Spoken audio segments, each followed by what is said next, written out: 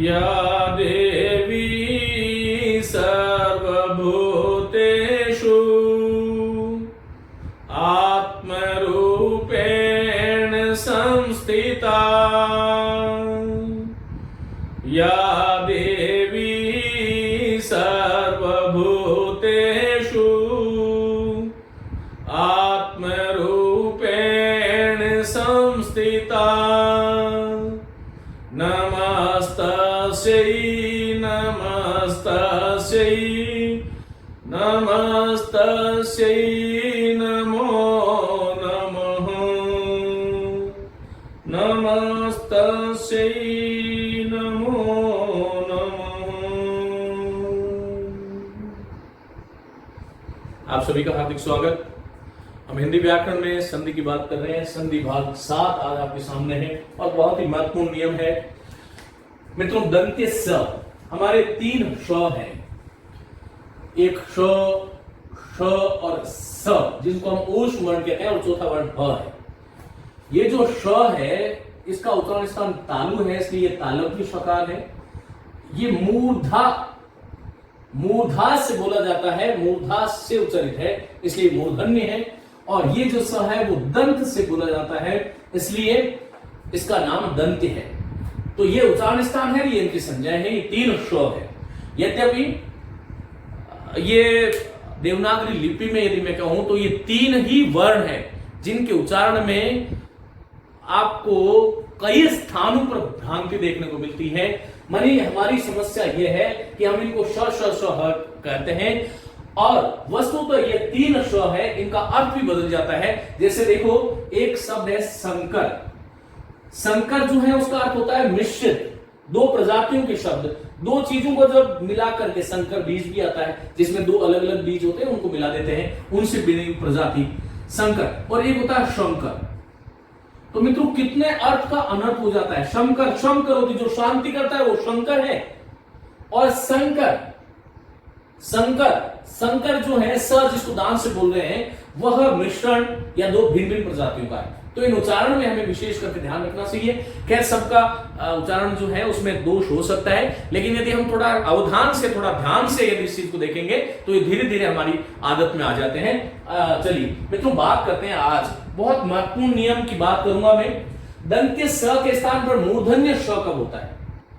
पहली चीज, इस लाइन को रटना पड़ेगा। यदि इस लाइन को रटने में हमने 2 मिनट लगाई तो अगले 20 मिनट में मैं आपको 100 शब्द दे दूंगा। लेकिन ये रखना पड़ेगा कि दंत्य स जो है के स्थान पर मूर्धन्य श कब हो जाता है। पहली चीज तो दंत्य स के स्थान पर मूर्धन्य श कब हो जाता है, इसका लिए हिंदी व्याकरण में कोई नियम है क्या? तो बिल्कुल है। क्या है? यदि प्रथम पद का अंतिम वर्ण ई हो या फिर उ हो या फिर ए हो और या फिर ऐ हो, ये 4 स्वर है और इनका योग, ये ध्यान रखिएगा, संधि में प्रथम पद का अंतिम वर्ण बदलता है। मैंने आपको कहा था 90%, लेकिन यहां पर आज प्रथम पद का अंतिम वर्ण नहीं बदलेगा। आज ये वाला जो स है ये इन वर्णों के साथ आना चाहिए। मानी प्रथम पद के अंत में आपको ई हो सकता है। ई कैसे होता है? जैसे मैंने कहा अभी शब्द है तो इसमें ई है, प्रति में ई है तो अभी शब्द ले लिया। उ कैसे होगा? जैसे मैंने आपको एक शब्द ले लिया, सु शब्द ले लिया, अनु शब्द ले लिया, उस भी ले सकते हैं। जैसे मैंने कहा ए कैसे होता है, तो एक शब्द है जैसे पर में। और फिर एक ऐ कैसे होता है, जैसे मैंने कहा नई, इस प्रकार से ध्यान रखिएगा। तो यहां पर प्लस कर देता हूं। देखो ये 4 वर्ण आ गए। कौन कौन से? बहुत बहुत महत्वपूर्ण नियम है। शब्द शुद्धि की दृष्टि से मैं सदैव कहता हूं कि ये कक्षाएं बहुत महत्वपूर्ण होती है। अभी, सु, पर में और नई, ये 4 शब्द आ गए। प्रथम पद का अंतिम वर्ण ई, उ, ए, ऐ में से कोई एक होना चाहिए और इसका योग, इनसे स का योग होना चाहिए। स कौन सा? अभी बता चुका हूं, दंत्य है, जिसको आप सड़क वाला कहते हैं। इस स का योग यदि होगा इनसे, तो ये स जो है ये बदल जाता है किसमें? श में। ये हलंत होता है तो ये भी हलंत, और ये पूरा होता है तो ये भी पूरा, इसलिए मैं हलंत लिख देता हूं। स का श बन जाता है। कौन सा श है? ये मूर्धा से बोला जाने वाला, जिसको आप षटकोण वाला कहते हो, श। ये स, श और एक श, स, श, श, इस तरह से हमें, तो स का श बन गया। यहां तक अभी देखते हैं। देखो जैसे मैंने एक शब्द लिया अभी और एक शब्द लिया मैंने से, अभिनेता भी है अभी और से। देखो भ में क्या आया? ई, ई का योग किससे हुआ? ये स से हुआ, तो स का क्या बनेगा? श। तो ये शब्द क्या बना? अभी, और ये स है तो श, और ये श है, ये स है तो ये भी श हो जाएगा, और शब्द क्या बनेगा? अभिषेक। तो मित्रों ध्यान रखिएगा, अभी और शेक को जोड़ते हो तब शब्द क्या बनता है? अभिषेक। यदि सु के बाद में, जैसे मैंने सु लिया और समा लिया, सु और समा, तो इससे इन चार शब्दों से आप याद रख सकते हो ये स और श वाली बात। तो सु और समा, अब ये क्या बनेगा? सु का सु बन रहेगा, और ये वाला जो स है ये नहीं बदलेगा, क्योंकि उ के बाद में स आएगा जो बदलेगा। तो सु के बाद में स आया, ये श बन गया, और मां सुषमा, सौंदर्य को कहते हैं। वैसे अभिनेत्री भी है, अभिनेत्री भी थी। परमे और स्त्री, जैसे मैंने एक शब्द लिया परमे और स्त्री, तो ये शब्द क्या बन, देखो ए आया है ना, म में क्या मिला हुआ? ए, तो परमे और स्त्री, तो क्या करूं? बोलो परमे का तो परमे रहा, जैसे सु नहीं बदला, जैसे अभी नहीं बदला, वैसे परमे में कोई परिवर्तन नहीं आता, तो परमे का परमे, और ये जो स है उसका श बन जाता है। ये वाला जो स है वो हलंत था, देखो स्त्री में, तो ये भी श हलंत होगा, ये ध्यान रखना है। यहां पर ये स पूरा था तो मैंने स पूरा कर दिया, यहां पर भी स पूर्ण था तो यह श भी पूर्ण होगा। तो इस तरह से मैं ध्यान रखना, अभी इतना ही पढ़ेंगे। इसी तरह से मैंने कहा नई और स्थिक, तो यहां पर देखो न में क्या आया? बोलो आई, आई का योग किससे हुआ? स, स का क्या बनाऊंगा? श, तो ये नई और ये हो गया श। अभी इतना ही पढ़ेंगे, आगे हम बाद में बात करेंगे। मित्रों, दंत्य स के स्थान पर मूर्धन्य श कब होता है? प्रथम पद का अंतिम वर्ण ई, उ, ए, आई में से कोई भी एक वर्ण हो, जैसा कि मैंने अभी, सु, परमे और नई, इन क्रमशः इनके चार उदाहरण दे दिए, और इनका योग दंत्य स से होगा, तो ये दंत्य स जो है ये क्या बन जाएगा? मूर्धन्य श बन जाएगा। यहां तक समझ में आ गया? अब यहां वापस ऊपर वाली लाइन बोलो, एवं, इसका मतलब इसके आगे भी ये सूत्र है, एवं त, थ और न, मानी ये श का योग फिर त से हो जाए, या फिर थ से हो जाए, या फिर न हो जाए, तो त, थ, न के स्थान पर क्रमशः त का ट, ठ का ठ और न का न हो जाता है। बहुत ही महत्वपूर्ण नियम है। ये त जो होगा उस त का क्या करोगे? ट, ये थ है क्योंकि त वर्ग का पहला वर्ण है, तो ट वर्ग का पहला वर्ण, त थ, तो ट का ठ, और त वर्ग का पंचम वर्ण है, तो न जो है उसका न बन जाएगा। मैं बार बार कह रहा हूं, यह बहुत महत्वपूर्ण संधि नियम है और इसको हमें जानना ही चाहिए।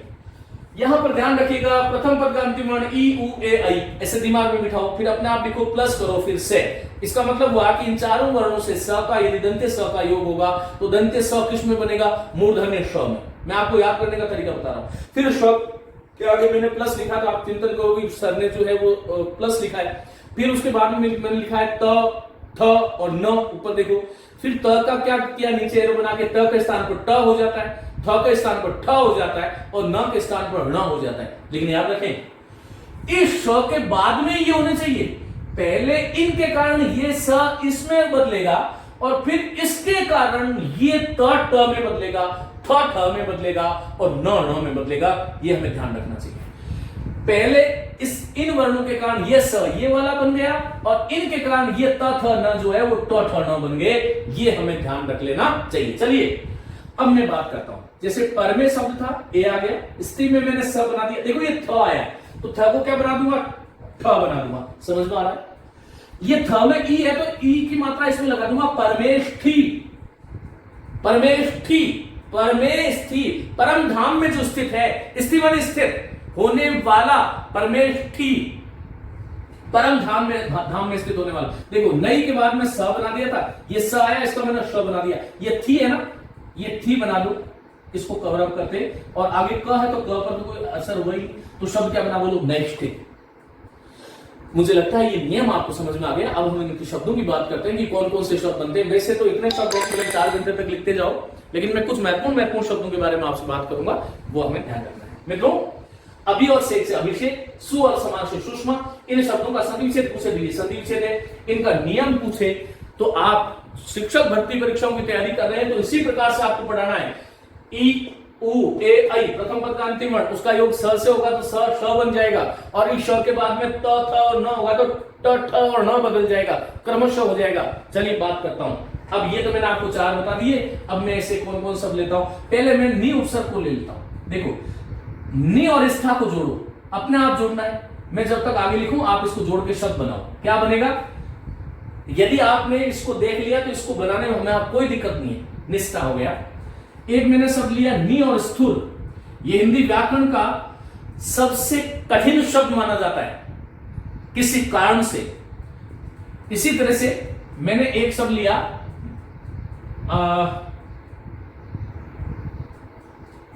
नी और स्थिक। वापस ले लेता हूं यहां पर ताकि चारों एकत्रित हो जाएंगे।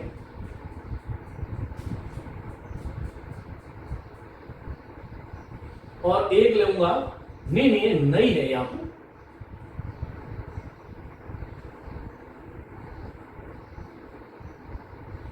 स्थूर्य।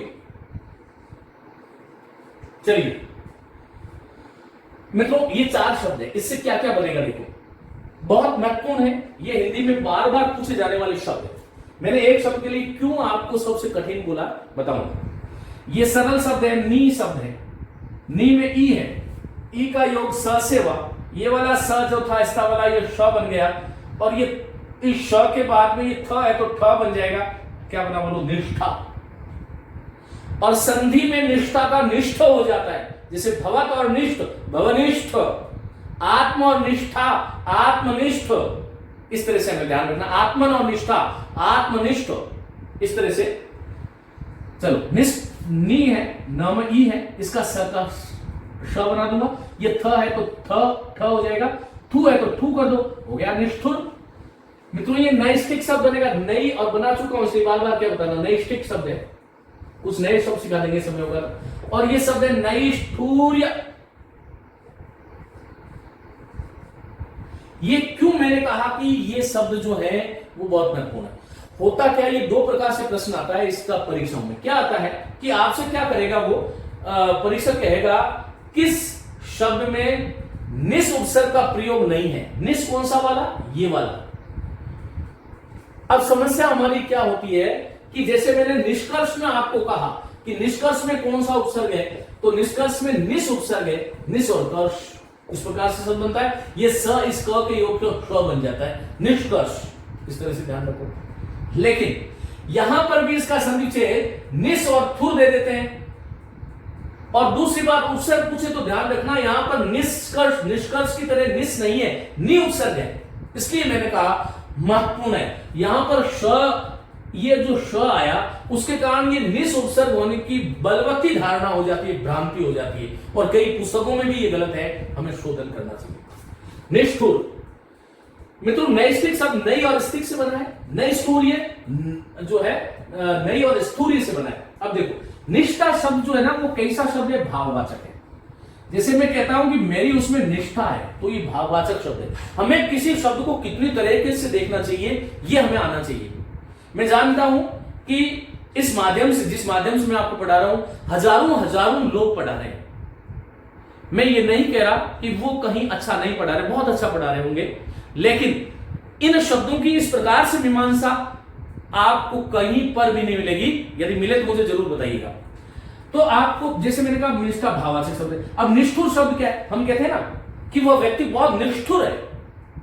निष्ठुर मानी पाषाण हृदय है, निष्ठुर है। तो ये शब्द कैसा बना? ये विशेषणवाचक शब्द है। आपसे कई बार परीक्षा में ये 4 शब्द दे दिए और आपसे पूछ लिया इनमें से भाववाचक शब्द कौन सा, ये आपको आना चाहिए। ये नैष्ठिक शब्द, जिसको हम प्राकृतिक रूप से जो चीज है उसको नैष्ठिक कहते हैं। जैसी चीज थी वैसा का वैसे ही रहा। ब्रह्मचारी का प्रयोग होता है ब्रह्मचारी के लिए, और ये विशेषण है। वह नैष्ठिक ब्रह्मचारी है, मानी वह जो है कृत्रिम नहीं है, नैष्ठिक है, नैष्ठिक विद्वान है, स्वाभाविक विद्वान है। इसी प्रकार से नैष्ठुर्य, ये फिर भाववाचक बन गया, क्योंकि जिसमें तो जो है यह प्रत्यय जुड़ गया। स्थूल मूल शब्द था नैष्ठुर्य, तो ये भाववाचक शब्द बन गया। इस तरह से हमें ध्यान रखना, इन शब्दों की हमें ऐसे मीमांसा करनी चाहिए। मित्रों, नि उपसर्ग की बात हो गई। अब चलो, जैसे एक अभि उपसर्ग है। अभि से सेक तो मैंने बना दिया, अभिषेक। जैसे अभि और सिक्त, मित्रों ये अभिषेक चारों ओर से सिंचा गया, भली भांति सिंचा गया। भ में ई है, और ये वर्तनी की दृष्टि से बहुत महत्वपूर्ण है। ये अभिषेक में ऐसा लिखते हैं। लेकिन अभिसिंचन जो शब्द है ये इसका मैं इधर अपवाद लिखता रहूंगा। इस नियम के कौन कौन से अपवाद हैं, जैसा जैसा मुझे याद आएगा। जैसे अपवाद है इसके, अपवाद कौन सा हो गया, तो अभिसिंचित जो शब्द है, अभिसिंचित में ये अभिसिंचित ऐसे ही रहेगा, श नहीं बनेगा। अभिषिक्त है, अभिशक्त है, अभिषेक है, इसमें तो श बन रहा है। इसी तरह से अभिसार, एक नायिका होती है ना, अभिसार, तो इसमें भी अभिसार होता है। ये सा का सही रहता है, ये बदलता नहीं है, ये अपवाद है। ऐसा नहीं कि अभी के बाद में सार आया और ई आया, ई के बाद में सर ने बताया था स का श हो जाता है, होता है लेकिन इन शब्दों में नहीं होता है। तो अभी और सिक्त से अभिषिक्त बनता है, अभी और सिंचित से यही शब्द रहेगा, ये श नहीं आएगा, लेकिन यहां पर ये आएगा। मैं बार बार कह रहा हूं अभिषिक्त, ये ध्यान रखिएगा मित्रों। जैसे एक शब्द है हमारे पास, एक शब्द है जैसे वी उपसर्ग है, तो वी के साथ में स्था जोड़ते हो तो देखो क्या बनाओगे, वी, ई का, ई के बाद में स आया तो श और थ का ठ, सब क्या बना, विष्ठा, विष्ठा, मलमूत्र इत्यादि कहते हैं विष्ठा। अब देखो, लेकिन एक शब्द है विस्थापित, ये विस्थापित में स का सही रहा, बहुत ध्यान से सुनना है। विस्थापित का संधि से तो वी और स्थापित होगा, तो यहां वी के बाद में ई स आ रहा, तो स का तो श बनना चाहिए, लेकिन इसमें नहीं बनना, इसी विस्थापित है। इसी प्रकार से एक शब्द है विस्मरण, ये ध्यान रखिएगा। इसी मित्रों एक वी उपसर्ग से बनने वाला शब्द और है वी और सन। ये सब मैं पहले आरंभ में बता चुका हूं, मुझे कुछ याद आ रहा है। वी के बाद में स आया, स का श, और ये डबल न जो है वो एक पूरा एक आधा न हो जाएगा। विषण्ण, दुख, अवसाद को कहते हैं विषण्ण। ये भी जो है जो दुख, ये तो भाववाचक शब्द है विषण, और विषण्णी जो दुख करता है। मित्रों चलिएगा, विस्मारक शब्द में भी विस्मरण, विस्थापित, विस्मारक शब्द में भी स का स नहीं बनता है, ये ध्यान रखना, विस्मारक। चलो मैं उपसर्ग ले लेता हूं, प्रति उपसर्ग ले लेते हैं। चलो प्रति उपसर्ग, प्रति और स्था, बहुत अच्छा शब्द है प्रतिष्ठा, संधिच्छेद होता है प्रति और स्था, स का श बन गया, थ का ठ बन गया, प्रतिष्ठा। ये ना जोड़ दो तो प्रतिष्ठान। और एक शब्द इससे और महत्वपूर्ण शब्द है प्रति और स्थित, ये भूतकाल का वाचक है और विशेषण बनता है। प्रतिष्ठित व्यक्ति, ये विशेषण नहीं है, ये भाववाचक है। वह प्रतिष्ठित, जिसने प्रतिष्ठा को प्राप्त कर लिया है, वो प्रतिष्ठित है, तो ध्यान रखना है। चलो, तो इसी तरह से एक शब्द है अनु और एक शब्द है स्थान। बोलो क्या बनाएंगे, अनुष्ठान, यज्ञ इत्यादि को कहते हैं। और जो यज्ञ इत्यादि कर चुका होता है उसको बोलते हैं अनुस, और स्थित शब्द बनेगा अनुष्ठित। देखो कितने अच्छे शब्द हैं, हमें इनका प्रयोग करना चाहिए मित्रों। इसी तरह से अनु के साथ में बहुत अच्छा शब्द है संग जोड़ते हो तो शब्द क्या बनता है, अनुषंग। अनु पीछे अर्थ में आता है, उपसर्ग है, और संग, अनुषंग, यहां पर अनुसंग बनेगा। अनुसंग के साथ में एक प्रत्यय जोड़ते हैं तो ये शब्द बन जाता है, अ का आ बन जाता है एक प्रत्यय जुड़ने से, फिर नु, फिर संगिक, आनुषंगिक। महत्वपूर्ण करना, अनुषंगिक शब्द नहीं होता है, आनुषंगिक। आनुषंगिक अर्थ होता है सहवर्ती, सहलग्न, कई बार आवश्यक भी अर्थ होता है, गौण भी इसका अर्थ होता है। वह आनुषंगिक है, सहवर्ती है। हम कोई काम कर रहे हैं, उसके पीछे वो लग गया, अनु पीछे लग गया, उसके संग हो लिया, वह आनुषंगिक है। इस तरह से हमें ध्यान रखना, आनुषंगिक शब्द है। और देखो तो अनुष्ठान हो गया, अनुष्ठित हो गया, अनुसंग और आनुषंगिक बन गया। लेकिन अनुसार में अनु और सार ही होगा। ये जो स है अनुसार में ऊ आ रहा है, तो स का श बनना था इस नियम से। लेकिन मैंने आपको सदैव कहा है, व्याकरण को हमें नियमों के लिए पढ़ना चाहिए। व्याकरण भाषा पर दादागिरी नहीं करती, भाषा पूर्ववर्ती है, व्याकरण अनुवर्ती है, व्याकरण पीछे आती है, नियम बनाती है, ये हमें ध्यान रखना है। तो आनुषंगिक शब्द इस तरह से होगा मित्रों। इसी प्रकार से एक हमारे पास शब्द है अधि, और एक अधि उपसर्ग है, हम जानते हैं। और अधि और स्थान से क्या बनेगा, बोलो अधिष्ठान, वह उसका अधिष्ठान है, तो स्थान का स्थान बन जाता है, अधिष्ठान। इस तरह से अधि और स्थित, किसी चीज पे जब आरूढ़ हो जाता है, स्थित हो जाता है, तब शब्द बनता है अधिष्ठित, वह उस पर अधिष्ठित हो गया। तो ये इस तरह से हमें इन शब्दों के बारे में विशेष करके ध्यान रखना चाहिए। चलो इसी तरह से जैसे हमने सु उपसर्ग लिया, सु के साथ में समा हमने जोड़ लिया सर, ये देखो सु के बाद में समा सुषमा बना, सु के साथ में स्मित जोड़ोगे तो ये सुष्मित, कोई बालक है वो सुष्मित है, हंसता हुआ रहता है, सुंदर है स्मित जिसकी, और ये सुष्मिता हो गया कि व्यक्तिवाचक संज्ञा बन गई सुष्मिता अभिनेत्री। इसी प्रकार से मित्रों एक शब्द है सु और सुप्सा, बहुत अच्छा है, महत्वपूर्ण कर लेना इसको। ये स में उ था, ये स में उ होने का यहाँ सु बन गया, सुषुप्सा, सोने की इच्छा, वो सोना वो वाला नहीं है, सोना निद्रा वाला, सोने की इच्छा, ये सुषुप्सा है। और इसी प्रकार से एक शब्द बनता है सु और सुप्ति, नहीं पहले इसके साथ में आप ऐसे लिख लो, सु और सुप्सु, बहुत अच्छा शब्द है। ये वाक्यांश के लिए एक शब्द होता है, आपसे पूछा जा सकता है सोने की इच्छा के लिए एक शब्द क्या है, तो सुषुप्सा, और सोने की इच्छा करने वाला जो है वो क्या होता है साहब, सुषुप, सुषुप्सु, सोने की इच्छा करने वाला, जिसके साथ में सु माने उ आ जाता है वो इच्छुक हो जाता है, सोने का इच्छुक सुषुप्सु, और सोने की इच्छा सुषुप्सा। जिज्ञासा काम करने की इच्छा, जानने की इच्छा, जिज्ञासु जानने का इच्छुक, पिपासा पीने की इच्छा, पिपासु पीने की इच्छा करने वाला, पिपासु, तो ये विशेषण बन जाता है सुषुप्सु की भांति। एक अवस्था होती है सु और सुप्ति, बहुत अच्छी अवस्था है, योगियों की होती है ये, और ये शब्द बनता है सुषुप्ति, मानी सोने, सॉरी जो हमारी चार अवस्थाएं होती है जीव की, जागृत, स्वप्न, सुषुप्ति और तुरिया। ये सुषुप्ति का अर्थ होता है ऐसी अवस्था, कई बार हम सोते हैं और जब सायकाल सोते हैं और सुबह तक एक ही उसमें रहते हैं, तो हम कहते हैं ओहो आज तो कुछ पता ही नहीं चला, मानी कुछ पता ही नहीं चला। ये वाली जो अवस्था है, प्रगाढ़ निद्रा की जो अवस्था है वो सुषुप्ति है, ये अवस्था है। तो ये विशेषणवाचक शब्द है, ये भाववाचक शब्द नहीं है सुषुप्ति। हाँ वो सुषुप्ति में पढ़ा था, ऐसे होगा फिर भाववाचक हो जाए। तो कितने अच्छे शब्द है उसके बारे में हमें जानना चाहिए।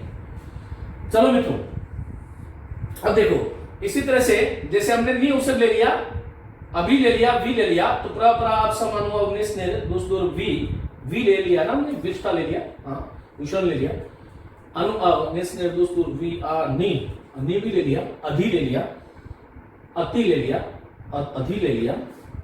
हाँ तो इस तरह से इन शब्दों के बारे में हमें विशेष करके जानना चाहिए मित्रों। इसी प्रकार से बहुत महत्वपूर्ण शब्द है परि उपसर्ग, परि के साथ में सद, परि का मतलब चारों ओर, सद मानी बैठना, चारों ओर बैठने के लिए जो होती है वो परिषद, परि चारों ओर सद बैठना। इसका स्क्रीनशॉट दीजिएगा, मैं इसको मिटाता हूं, कुछ नए शब्द लिखता हूं।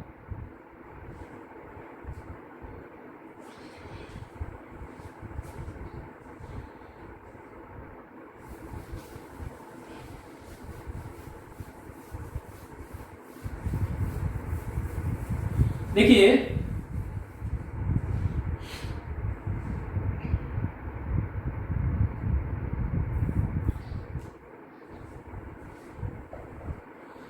परि और सद से परिषद बनाया,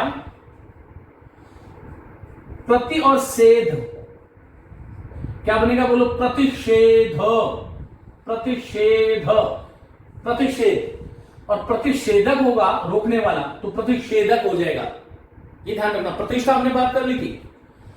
और इसी तरह से एक शब्द है नी और संग, बहुत महत्वपूर्ण शब्द है निसंग। निसंग कहते हैं तर्कस को, तर्कस जो है वो निसंग है। जो धनुधारी लोग होते थे ना, तर्कस तीर कमान, और या पीछे जो तीर रखने का जो स्थान है वो तर्कस कहलाता है। और नी और संगी एक शब्द प्रतिषेधी, हाँ हो गया है, नि और संगी, ये शब्द बनता है निसंगी। निसंग का तर्कस या आसक्ति होता है, निसंगी आसक्ति वाला या तर्कसधारी, जिसने तर्कस को धारण कर रखा है ना उसको हम निसंगी कहते हैं। इसी तरह से एक शब्द है नी और साध, निषाद। ये निषाद जो है ये शिकारी को कहते हैं मित्रों, जो शिकार करने वाला होता है, शिकारी की प्रत्यय ना, शिकार। इस शब्द का पहली बार प्रयोग लौकिक संस्कृत में रामायण के पहले श्लोक में महर्षि वाल्मीकि ने किया था। जब वो क्रौंच पक्षी जो है वो काम क्रीड़ा में निमग्न थे और एक व्याध शिकारी आता है और शिकारी आकर के वो उसको क्रौंच को मार देता है। वो क्रौंची जब तड़फती है तो रत्नाकर, जिसका वाल्मीकि का पूर्व नाम था, वह वस्तुतः उनका दस्यु कर्म था, और लेकिन उस करुण दृश्य को देख करके उनके मुख से अनायास ही एक शोक की धारा फूट पड़ी और उनको शब्द जो है मां सरस्वती ने दिए। और ये आदिम श्लोक है, संस्कृत का पहला श्लोक। मां निषाद प्रतिष्ठाम त्वमा गम शाश्वती समा यत् क्रौंच मिथुनाद एकम अवधि काम मोहितम। ये शिकारी, निषाद शिकारी को कहते हैं। इसी तरह से एक शब्द है, देखो, सुसेन, सुषेण। इसी तरह से एक शब्द है सु और साद, सुषाद, जिसको आप विषय कहते हो, उसका भी संयुक्त वी उपसर्ग है, ध्यान रखना, महत्वपूर्ण करना इसको। शब्द बनता है विषय, हालांकि हम उसको विषय बोलते हैं, विषय। ये विषय नहीं है, विषय है, ये ध्यान रखना मित्रों। लेकिन वो विस्मरण और विस्मारक, वहां पर वो स नहीं होता, ये भी ध्यान रखिएगा। तो इस तरह से इन शब्दों के बारे में जितना आप करोगे उतना ही आपको जो है ये सब आने वाले हैं, ये हमें ध्यान रखना चाहिए। और मित्रों आगे देखिएगा, विशेष शब्द हो गया, विषम शब्द में बता चुका हूं, वी और सन, ये बहुत महत्वपूर्ण शब्द था। एक विषम, देखो वी और सम को जोड़ते हो ना तब विषम शब्द बनता है, विषम, यह भी महत्वपूर्ण है। वी और सम, जो सम नहीं है, वी यहां पर व्याघात अर्थ में उपसर्ग जुड़ा है, विषम। अब कुछ और शब्द हैं जो छुटपुट शब्द है, इस नियम से बनते हैं, उत्कृष्ट और त। यह श आ गया, श के बाद में त का ट बना देते हैं, तो उत्कृ और ट, उत्कृष्ट। इसी तरह से जैसे हमने कहा कृष और न, कृष धातु है खींचने अर्थ में, जो सबको अपनी तरफ खींचता है, कृष्ण, वो कृष्ण है। राम रमनतास्मि योगिनाति सह राम, जो सभी में रमण करे, जो सबके हृदय में जो सुंदर लगे, रम धातु है, रमणा बनता है उससे, रमण करने वाली, सबके हृदय में जो रमण करता है वो राम है। और सबके हृदयों को जो आकृष्ट करता है, हाँ आकृष्ट शब्द देख लीजिएगा, महत्वपूर्ण शब्द है आकृष्ट, और त जोड़ दोगे तो शब्द क्या बनेगा, आकृष्ट।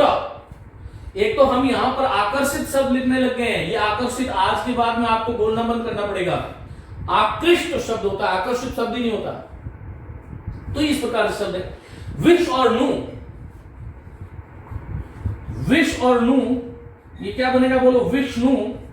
तो इस तरह से ये जो शब्द है इनके बारे में हमें ध्यान रखना चाहिए। इसी तरह से मित्रों शश और थ, षष्ठ और षष्ठी, षष्ठ और थी होता तो षष्ठी, थ होता तो षष्ठ। तो आकृष्ट, निकृष्ट शब्द बनता है लोग, निकृष्ट और त शब्द क्या बनेगा, निकृष्ट। एक और बहुत महत्वपूर्ण शब्द मैं आपको दे रहा हूं, इसको महत्वपूर्ण कर लेना, युद्धि और स्थिर।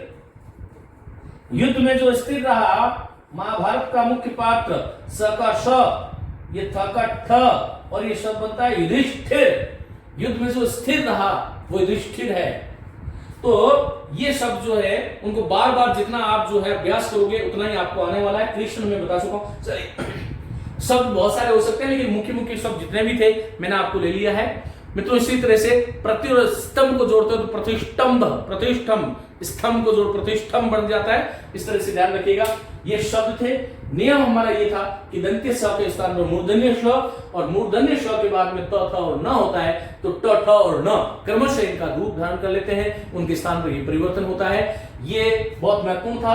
पहले ये भी ध्यान रखें कि इनके कारण ये स इनमें बदलता है, इन श के कारण ये तीन वर्ण जो है वो अगले वर्णों में बदल जाते हैं। मेरी बहुत शुभकामनाएं, अभ्यास कीजिएगा और इन कक्षाओं का आनंद लें।